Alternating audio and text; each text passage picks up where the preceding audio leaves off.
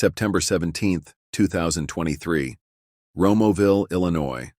A perfectly normal Sunday morning in this peaceful suburban community. The kind of morning where families gather for breakfast, kids play in their yards, and neighbors wave hello.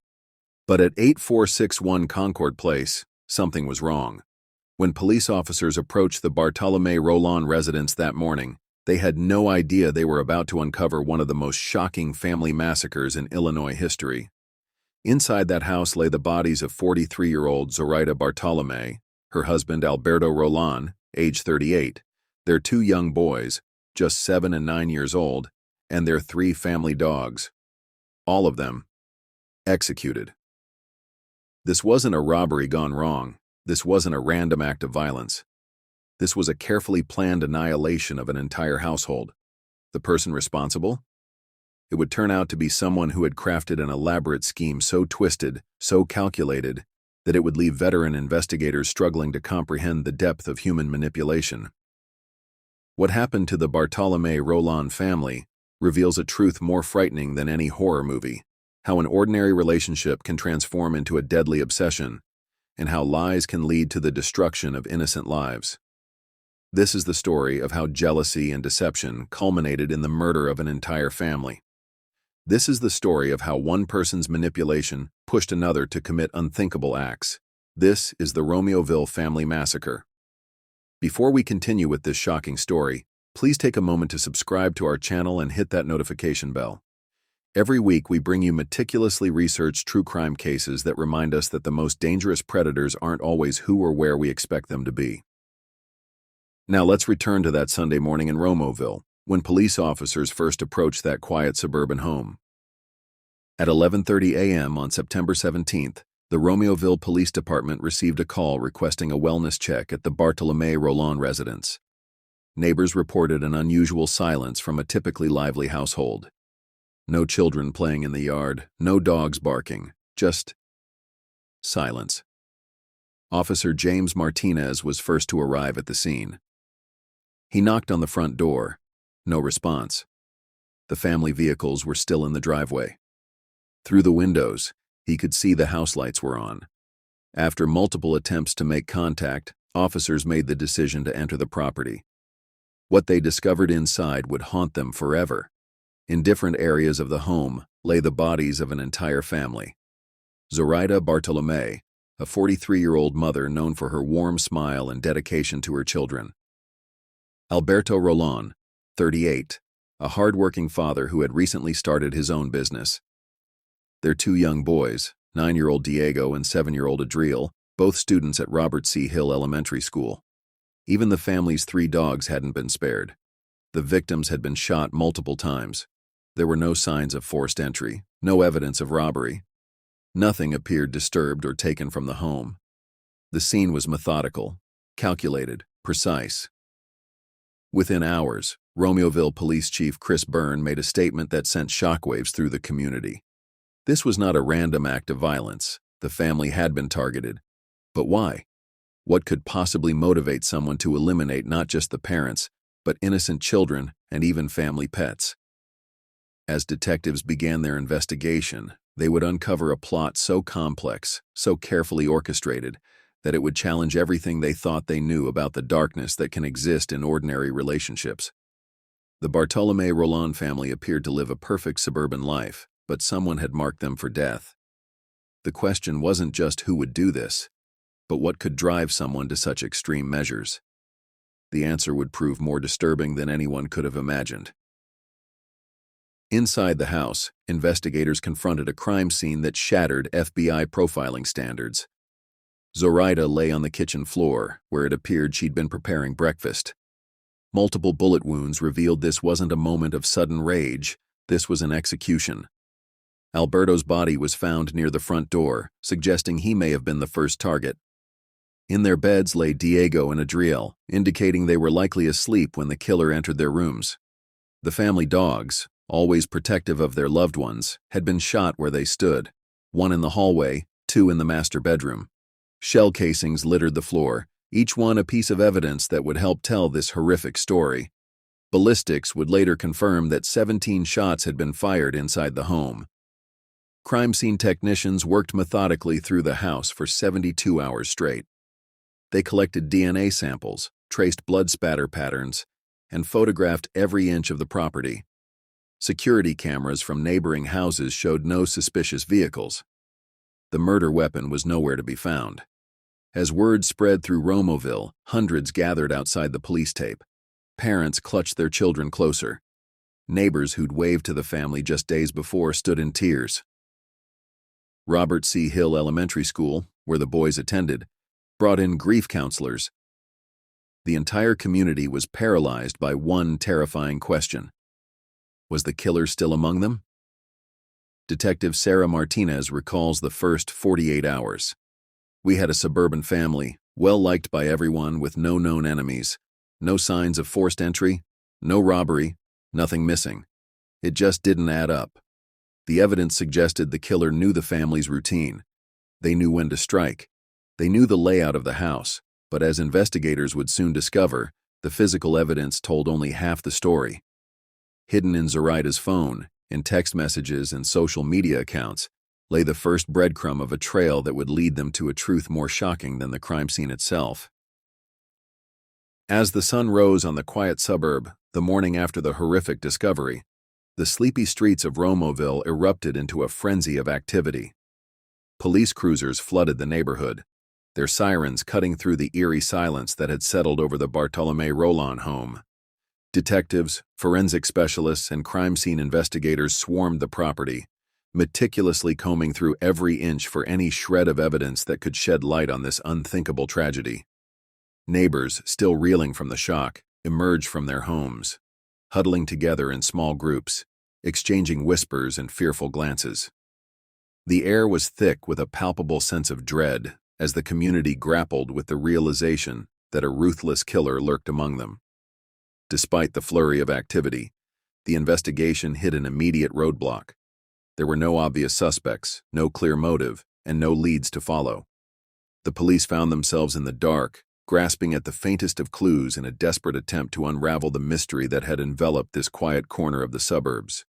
It was then that a single, seemingly innocuous detail began to emerge, slowly but surely catching the attention of the dedicated team of detectives.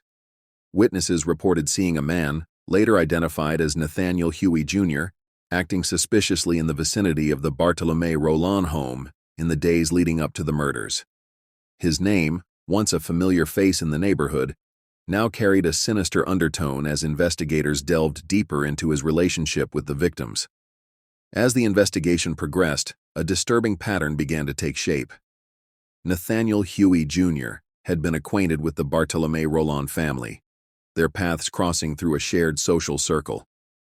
But what initially appeared to be a casual friendship soon revealed itself to be a web of deceit and manipulation, with Huey at the center. Detectives painstakingly pieced together the digital footprint left by Huey, uncovering a trail of online communications that told a haunting tale. Encrypted messages, burner phones, and a series of false identities painted a chilling picture. Nathaniel Huey Jr. was not the man the community had come to know and trust. He was, in fact, the puppet of a far more sinister puppet master. What started as a casual friendship would spiral into a deadly obsession. Zoraida Bartolomei and Nathaniel Huey Jr. had met through mutual acquaintances at a local community event 3 years earlier. Their families occasionally shared barbecues, their children played together, and nothing seemed amiss, until Ermalinda Palomo entered the picture. Palomo, a master manipulator, began dating Huey in early 2023. At first, she showed an unusual interest in his friendship with the Bartolomei family. She'd ask countless questions about Zoraida, watching, learning, gathering ammunition for what would become her deadly scheme. By June, Palomo had created over a dozen fake social media accounts. She'd pose as mysterious informants, sending Huey classified information about a supposed criminal organization operating in Romeoville.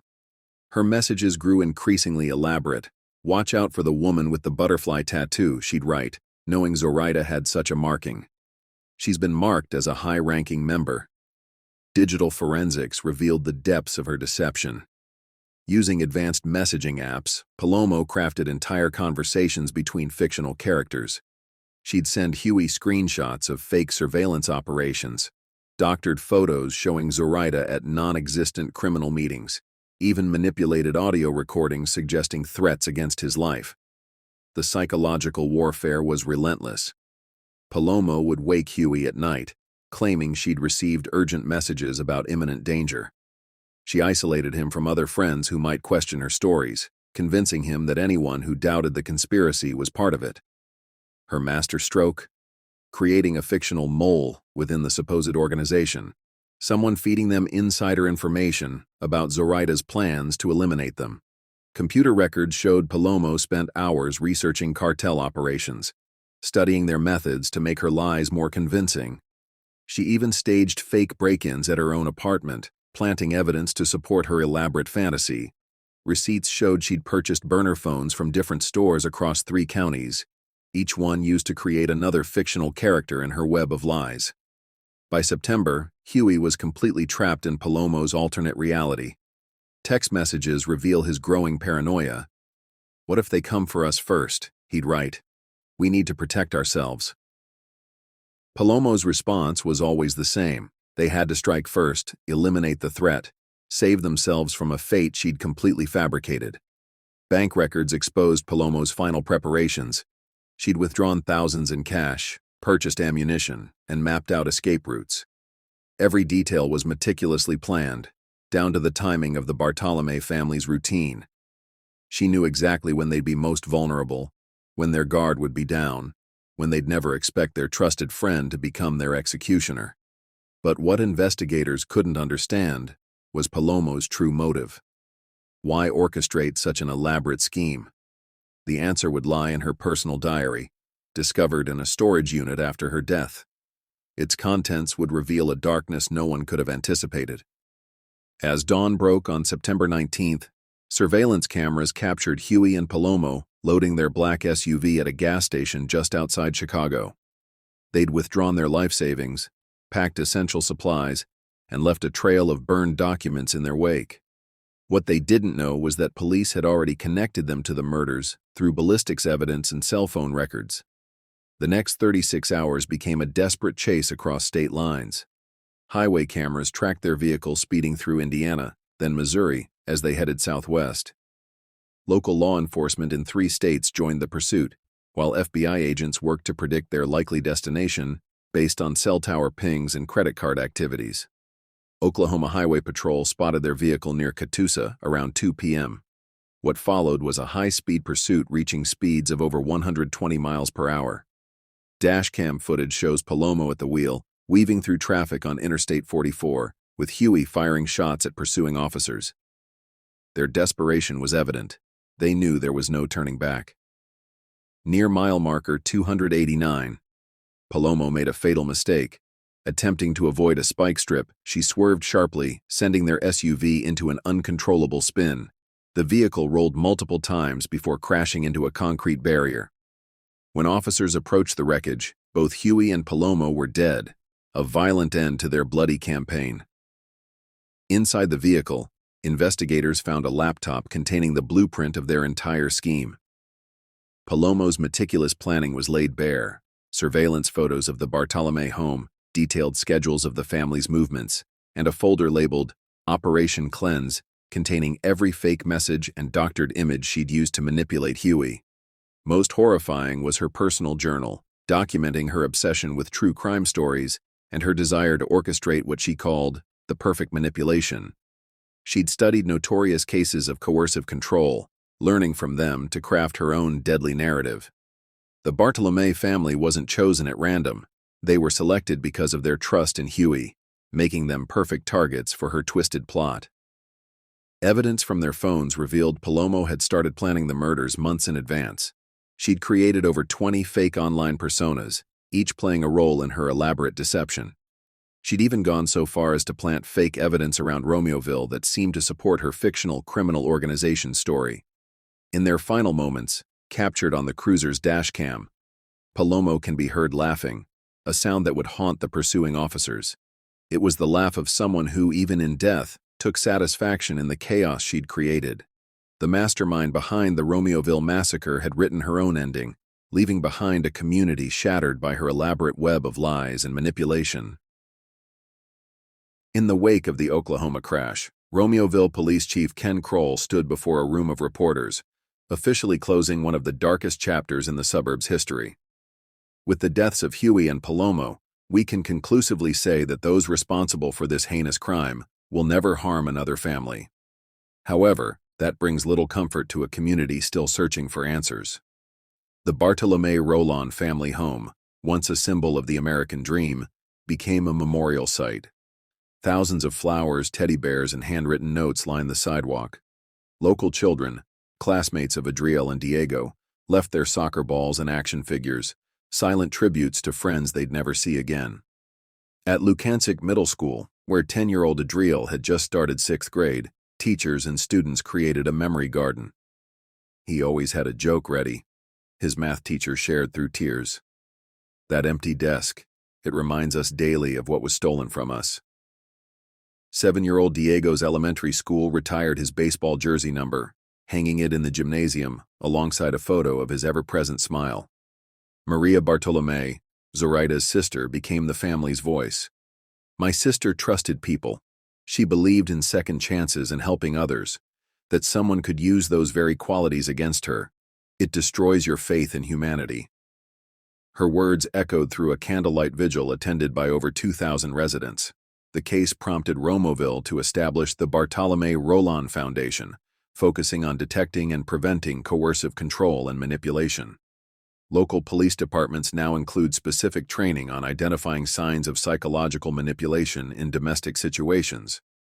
As Chief Kroll noted, if we can prevent even one family from experiencing this kind of tragedy, their deaths won't have been entirely in vain. Community leaders worked to rebuild the sense of security that Palomo had shattered.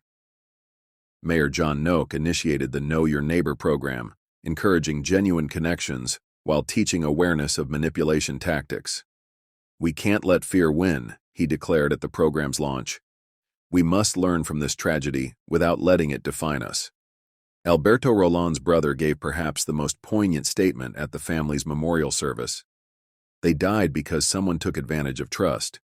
But if we stop trusting, stop loving, stop believing in the good in people, then evil truly wins. Their legacy must be one of love, not fear. Today, the Bartolomei Rolon home stands empty, a silent reminder of lives cut tragically short. But in its shadow, a community has grown stronger, more vigilant, and more determined than ever to protect its own. The tragic lesson of Romeoville continues to echo. Sometimes the greatest danger lies not in strangers, but in the toxic manipulation of those we trust most. The Romeoville Massacre stands as a reminder that evil can lurk in the most ordinary places, hidden behind the veil of normalcy and trust. What befell the Bartolomei Rolon family was the unthinkable, a calculated plan orchestrated by those they held dear, their lives senselessly snuffed out in their own sanctuary. This tragedy has forever shattered the illusion of safe neighborhoods and faithful friends.